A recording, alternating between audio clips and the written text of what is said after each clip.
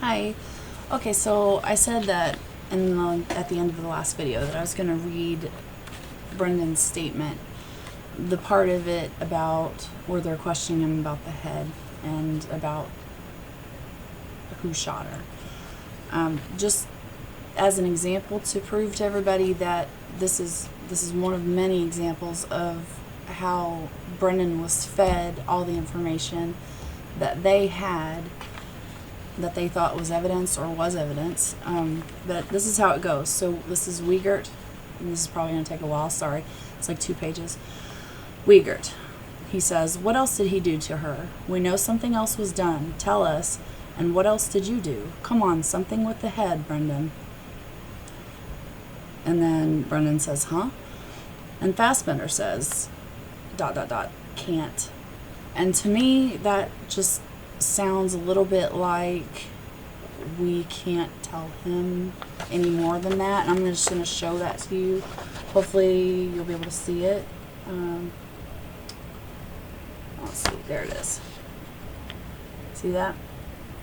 Can't. Sorry, it's going blurry. So, then Wiegert, what else did you guys do? Come on, Fassbender.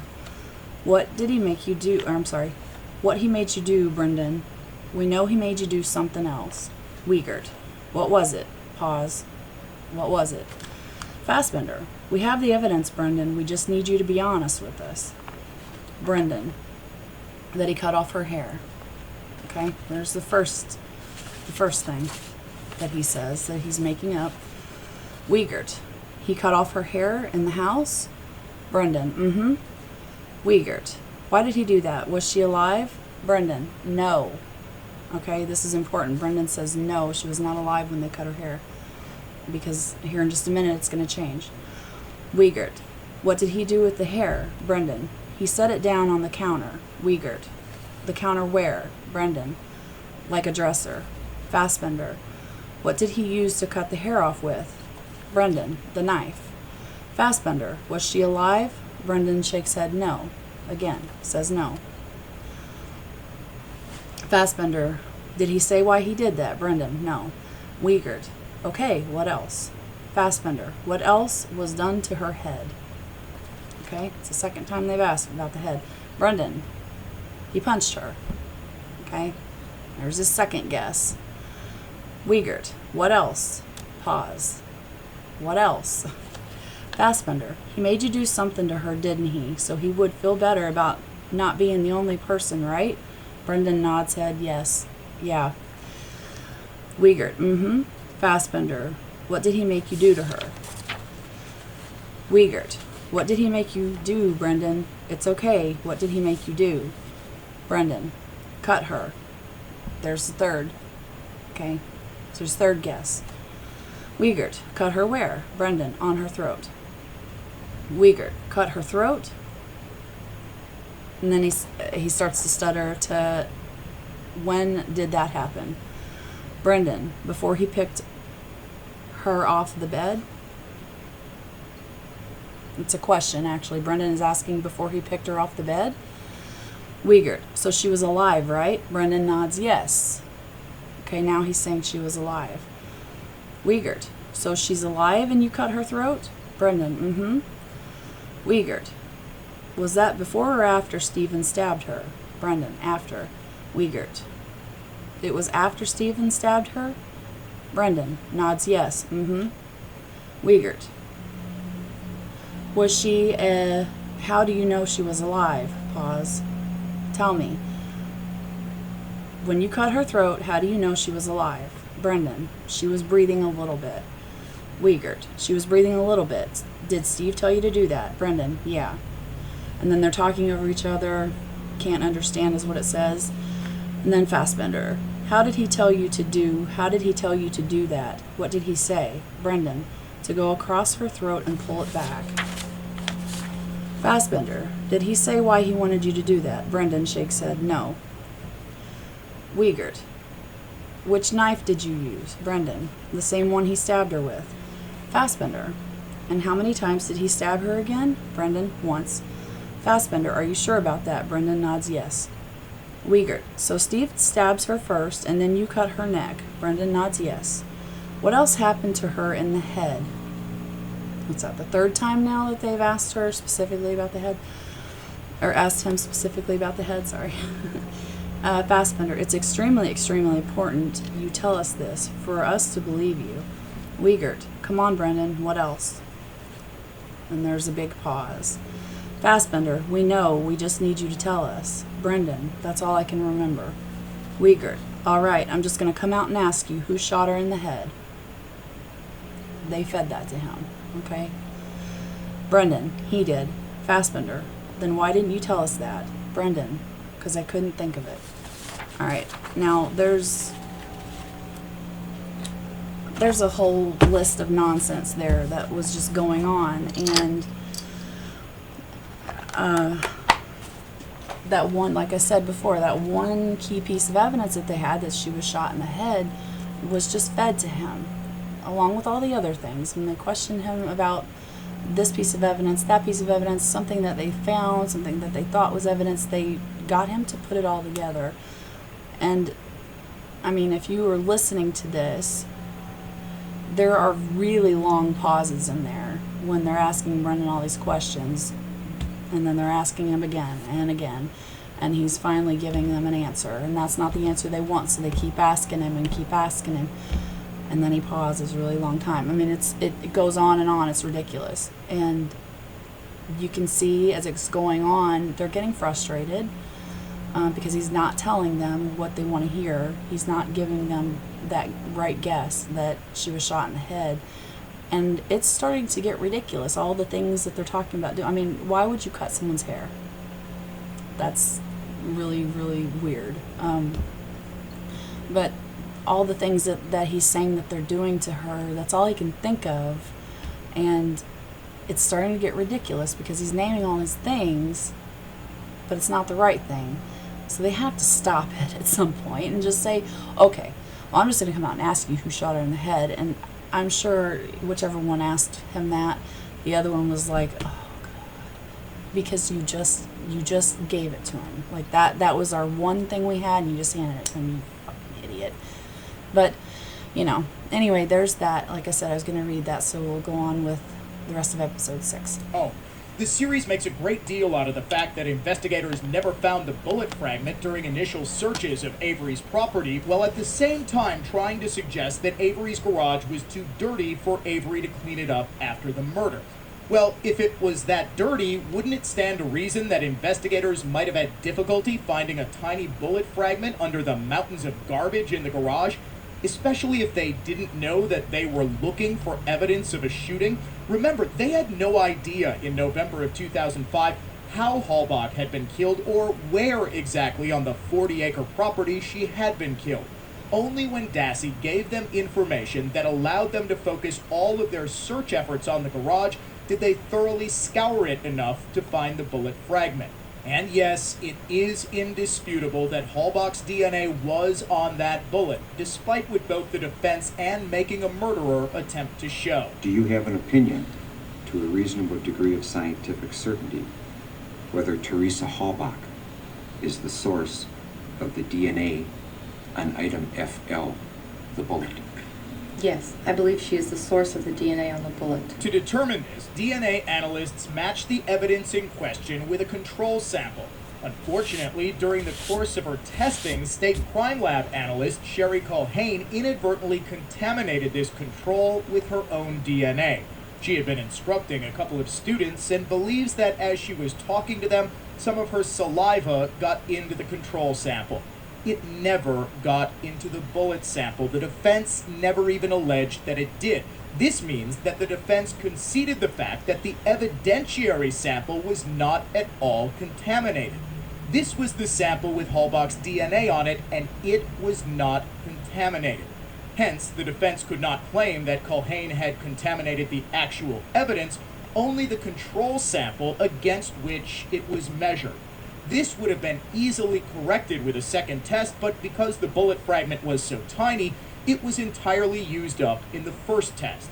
The series depicts this as highly suspect, but in fact it's quite common for a sample as small as the bullet fragment to only be able to be tested once. Okay, I'm going to stop him here. just like he said, that bullet fragment was so small that it could only be tested once.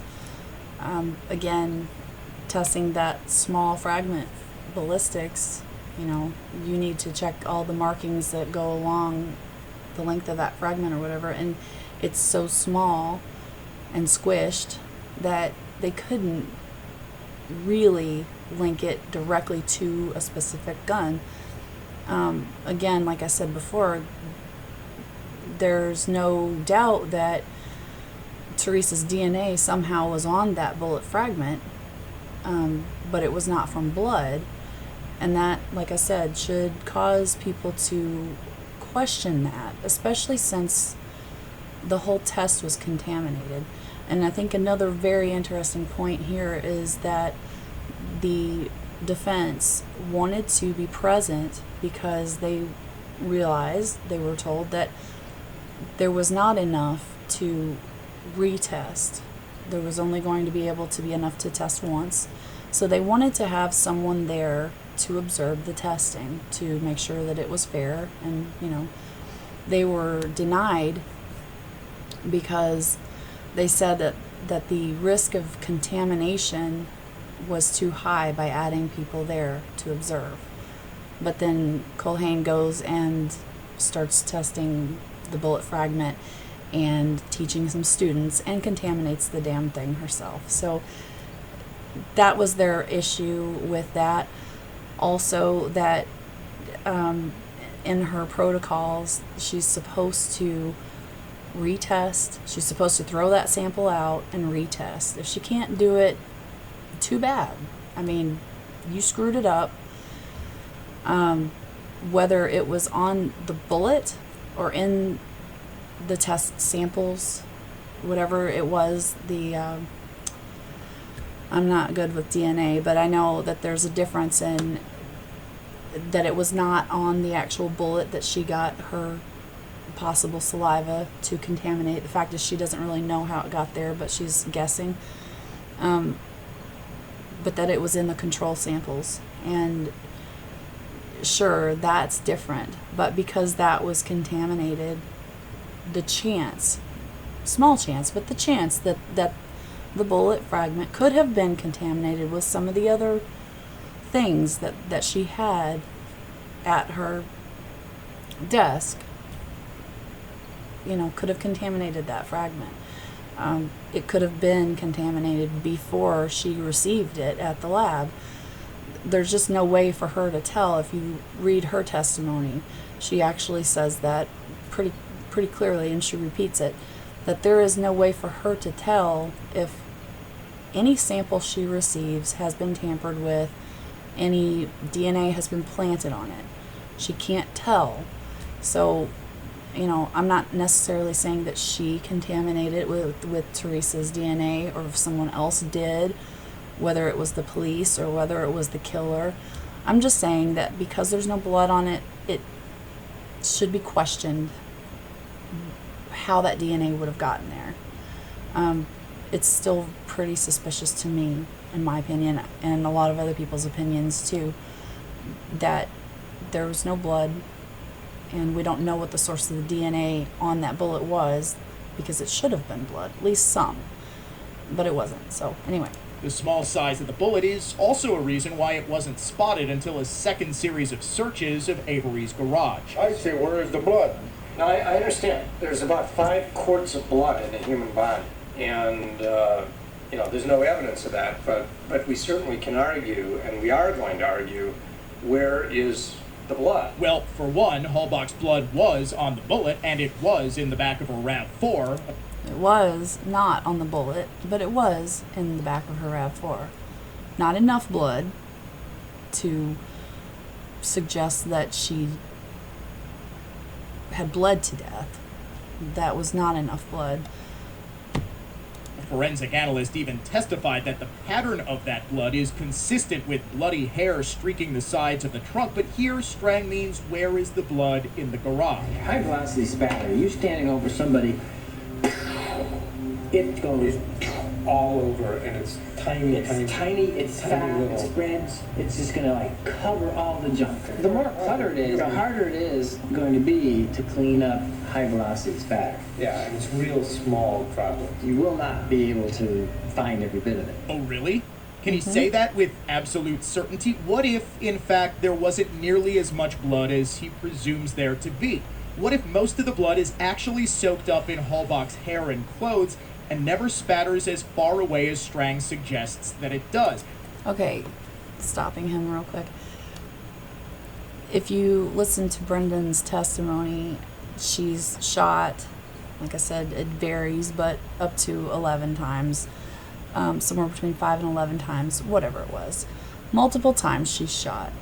The fact that she was shot multiple times, supposedly, in that garage, and not one single speck of DNA, hair, blood, fibers, nothing except on that one little fragment was found with the amount of stuff in that garage. Now, one of the detectives testified that, well, they had 5 days to clean it up. Yeah, but if you look at the evidence photos of that garage floor, just the floor, okay? Just the floor, there's shit everywhere, okay? There's crap, there's dust, there's dirt, there's spots here and there, there's deer blood.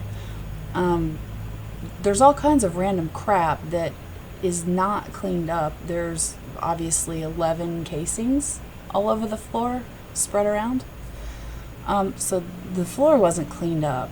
Those tiny little spatters would have landed on some of the stuff nearby, whether it was her RAV4, like they claim, was parked in the garage at the time when she was killed.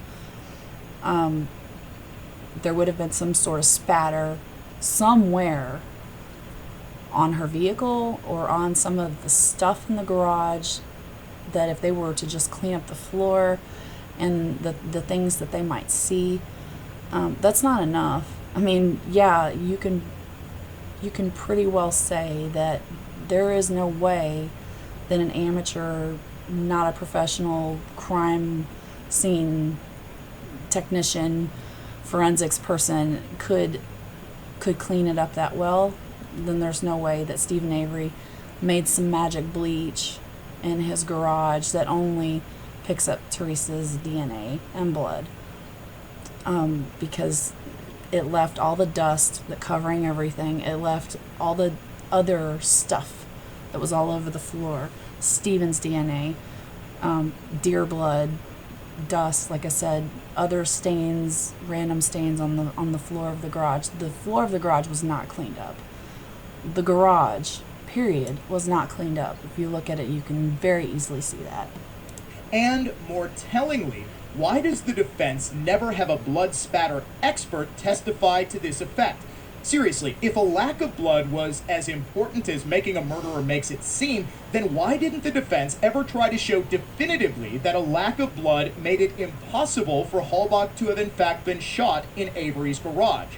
Instead, the defense goes back to their old tactic of claiming that their client is too stupid to know how to clean up bloodstains. Stephen, I don't believe, is capable of sanitizing that house. So says an investigative expert for Stephen. The defense continues to presume that because Avery is stupid, he just doesn't know how to get rid of evidence. Okay, first of all, again, I can guarantee you that Dean and Jerry and their investigator are not calling Stephen stupid. Okay? You would have to assume that he's pretty damn smart to be able to clean up a crime scene so perfectly that there's no evidence that it has been cleaned up. There's no proof to show that it's been cleaned. Look at his bedroom. There's no blood, there's no hair, there's no DNA, there's no shit. Nothing. In the house, in the garage, nothing of Teresa's or Brendan's.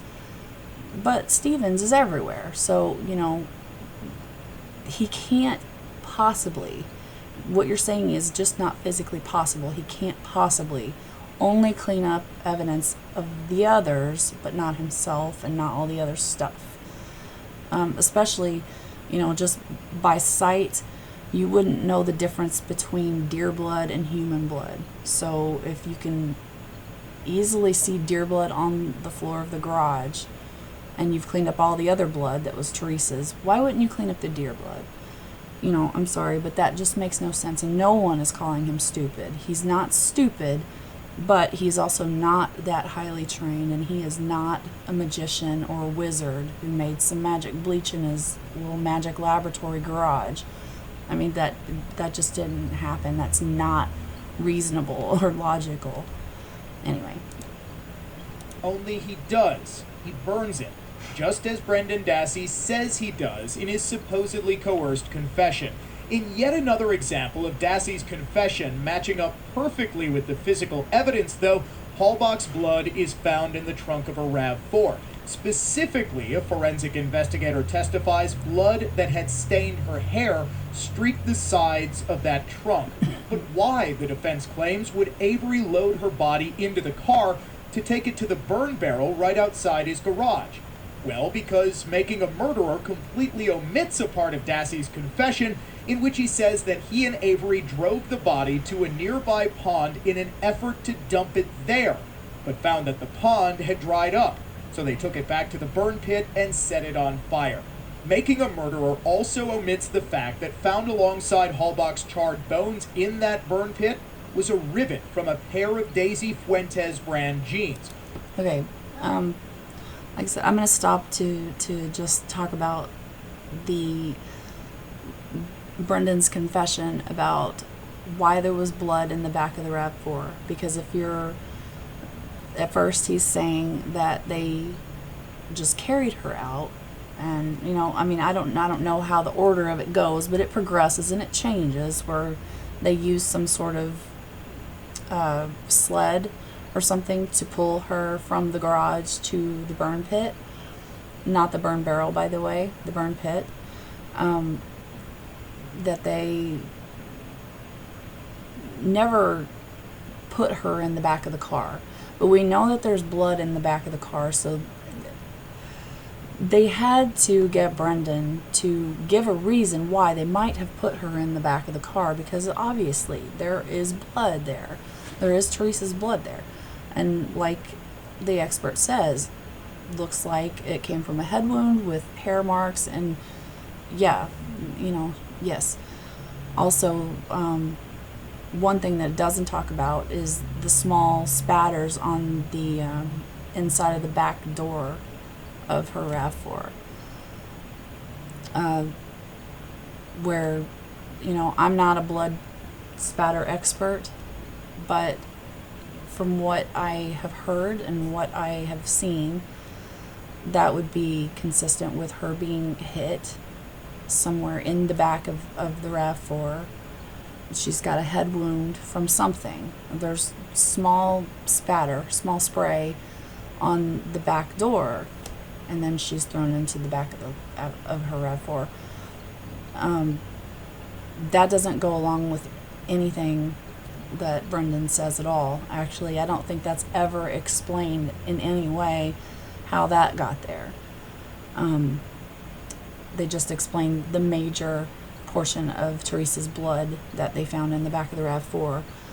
They had to get her in the back of the RAV4.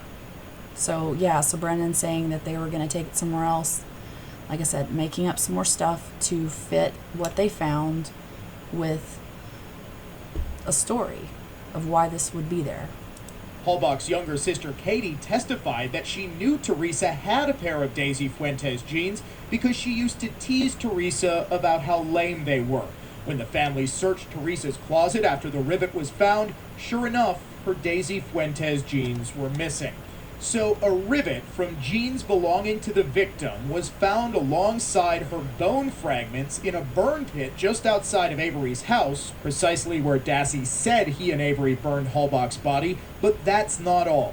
Making a murderer never shows that investigators also found a tooth in that burn pit, as well as a charred cell phone, camera, and personal digital assistant. Okay, hold on. Those things were found in the burn barrel. Okay, not in the burn pit, the camera and all that other stuff. Teresa's, the rivet from her jeans, actually I think there was several of them, rivets from her jeans, her bones, and a tooth, part of a root of a tooth, or pieces of a root of a tooth that the forensic dental person had to glue together to try to compare to Teresa's dental records, to match it. So my question is, however many times she was shot, why aren't there bullets in that fire pit, in the burn pit? Where are all the bullets that were inside of her body, somewhere, either in her head, her body, a combination? Where are all those bullet fragments that she was supposedly shot with? If she was burned there, they would be there. They're not there. Interesting.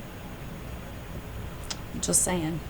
That's something that would be there if that's where she was burned, but it's not. It's something that would possibly be missed if you were doing what the evidence shows, which is burning her somewhere else where you can get that kind of heat to burn her to that level, and then transporting her back to the burn pit behind Stephen's house and dumping those things there. Now, whether her other items were burned in the burn barrel, I have no idea. I don't know. I don't see anything showing that those things were dumped there. It appears that they would have been burned in those burn barrels, but like I said, most of the family was up north, so there was plenty of time where that could have been done. It's not something huge that would take hours and hours and hours to do. Just throw her crap in a burn barrel and burn it. Anyway. Of which belonged to Teresa Halbach. To combat this incredibly damning evidence against their client, the defense attempts to claim that Halbach's body was actually burned in a quarry off of the Avery property, and then her charred remains were dumped in Avery's burn pit in an attempt to frame him.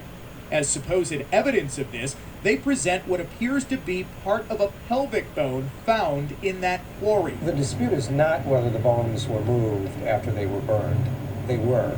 I don't think any reasonable person would disagree with that. This is it, right? This is airtight proof that someone besides Stephen Avery had to burn Teresa Halbach's body, right? Wrong. Okay. Why? Why wrong? Because tell me how it makes sense at all. If you're Stephen Avery, you've just killed this girl and you've taken her somewhere else and burned her body. Why in the hell would you bring her bones and other items, personal items, back to your house and throw them in your own burn pit and your own burn barrel and your sister's burn barrel? I mean, why would you spread these things around like that? Why would you bring them back to your house? It makes no sense, okay? That is the dumbest thing I've ever heard. It is not something that if you just killed someone somewhere else, burned her somewhere else, whatever, that you would bring all that stuff back to your house. That makes no sense. And anybody who thinks about it like that, I don't know how you could possibly come to the conclusion that a reasonable person, even a less intelligent person, would bring the evidence back to their own house. I mean, that just, come on. That's ridiculous. Because that pelvic bone is never proven to be Teresa Halbach's.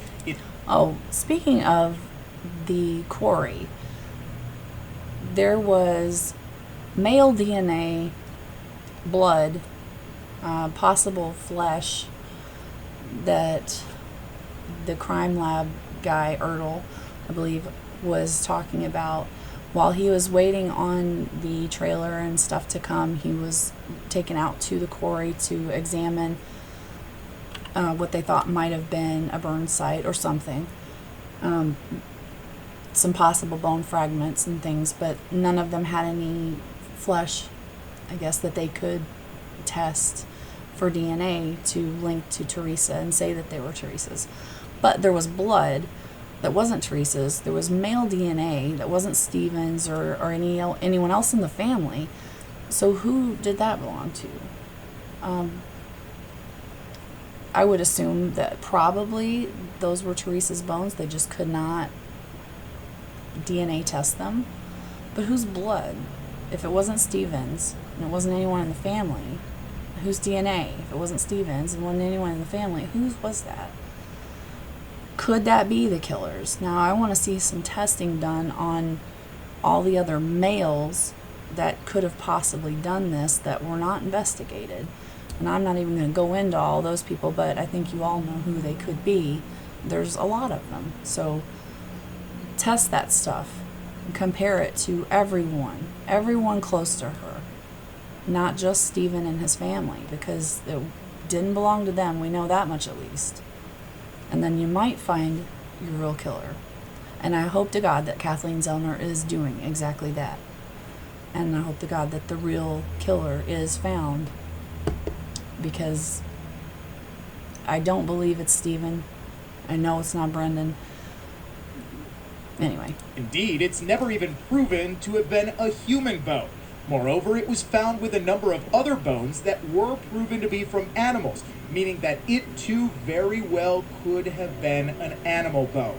But as expected, Making a Murderer never presents this. It merely lets its audience assume that the bone in the quarry is Hallbach's when, in fact, it might not have been anyone's at all. It is, yet again, not a real piece of evidence, but just another unsubstantiated presumption. Well, we'll see, won't we? I mean, like I said, they couldn't DNA test any of that stuff to compare, to prove it was Teresa's. All they could do was just visually look at the bone fragments that were not animal and compare them to Teresa's cremains that were found in the burn barrel and in the burn pit. And they said that they looked similar appearance. That's the only comparison they can make to link that together. So, you know, who knows who it belongs to? Pelvic bone belonging to an animal, was it? Who knows? I guess, you know, when someone does a full investigation, when we might find out. Maybe it's another victim that we don't know about. Who the hell knows right now? Anyway, thanks for watching, and we're going to go on to episode 7 soon.